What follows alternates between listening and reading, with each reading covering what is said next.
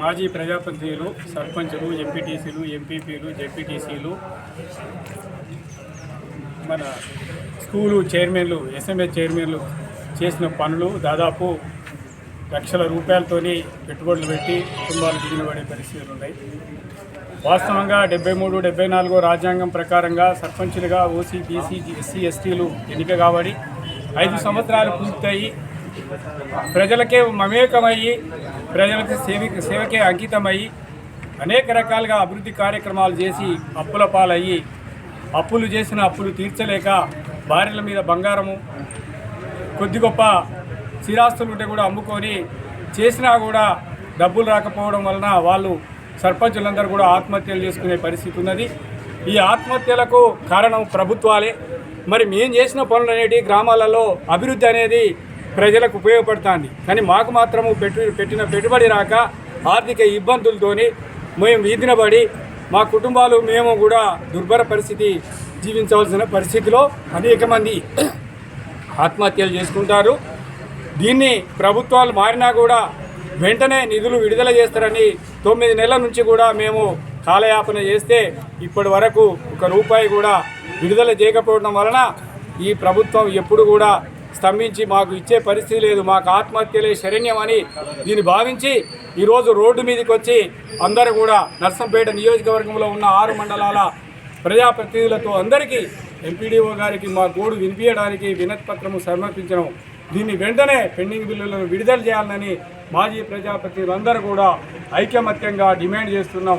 ప్రభుత్వం తక్షణమే విడుదల చేసి మా కుటుంబాలను ఆదుకోవాలని కోరుకుంటున్నాం. పెండింగ్ అనేది దాదాపు 2 సంవత్సరాల నుంచి పనులు చేసినవన్నీ కూడా పెండింగ్లో ఉన్నాయి. ఇప్పటి వరకు కూడా ఎవరికి ₹1 రాలేదు. అనేక సార్లు రికార్డులు అయ్యి మరి ఎఫ్టీఓలు కూడా కొట్టి మరి ఉన్నాయి. ప్రభుత్వం కనుక విడుదల చేస్తే వెంటనే వస్తాయని ఆశతో ఉండి మేము నిరాశ చెంది మరి ఈరోజు బజారుకు వచ్చి మరి ఉద్యమాలు చేసే పరిస్థితి ఉన్నది. ఇంతటితో ఆగకుండా దీన్ని ఉధృతం కూడా చేస్తాం. ఎందుకంటే రేపు మరి దాదాపుగా మళ్ళీ కూడా మరి ఎన్నికలు అనేటి స్థానిక సంస్థలు ఎన్నికలు చేస్తామని ఈ మధ్య కాలంలో ప్రభుత్వాలు ప్రకటనలు ఇస్తున్నాయి. మేము ప్రభుత్వాలు ప్రకటన ఇస్తే మేము దాన్ని ఖచ్చితంగా మేము చేసిన అభివృద్ధి కార్యక్రమాలలో అక్కడక్కడ మా సర్పంచులు, గ్రామ పంచాయతీలు, స్కూల్ బిల్డింగులు, మరి హాస్పిటళ్ళు ఇవన్నీ నిర్మాణం చేసిన వాటికి డబ్బులు రాక తాళాలు వేసిన సందర్భాలు కూడా ఉన్నాయి. తాళాలే కాదు, కుటుంబాలతో సహా అక్కడనే రిలే నిరాదీక్ష కూడా చేయడం జరుగుతుందని ప్రభుత్వానికి ఈ విన్నపం విన్నవించుకుంటూ మరి కనువింపు కలిగి మాకు డబ్బులు తక్షణమే విడుదల చేయాలి. సుమారు దాదాపు నర్సంపేట మండలానికి 2 కోట్ల పైచీలు మరి పెండింగ్ బిల్లులు ఉన్నాయి. వాటిని అన్నింటినీ కనుక విడుదల చేస్తే అందరి కుటుంబాలకు మనం ఆసరా కల్పించినట్టు ప్రభుత్వాన్ని ఎప్పుడు కూడా మేము మర్చిపోకుంటామని కోరుతూ జై తెలంగాణ. 2009 ఫిబ్రవరి 2న సర్పంచులము ఎన్నిక కాబడింది.